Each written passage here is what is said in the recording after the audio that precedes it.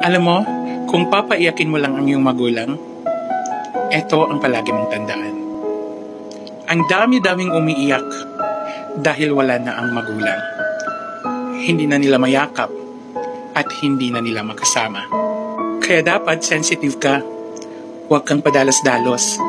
Huwag mong gamitin ang talas ng dila mo laban sa kanila. Kasi, unang-una, sila din naman talaga nagturo sa'yo kung paano ka magsalita, di ba? Alam mo kung ano ang pinakamasakit na pangyayari? Yung makita mo yung magulang mo, umiiyak sa harap mo. Kaya kung ako sa'yo, habang may buhay pa, huwag mong paiyakin ang magulang mo. Dapat, bigyan mo ng oras, bigyan mo ng effort, at punuin mo ng pagmamahal. Because at the end of the day, maswerte pa din kayo. Dahil may mga magulang kayong nag-aalaga sa inyo.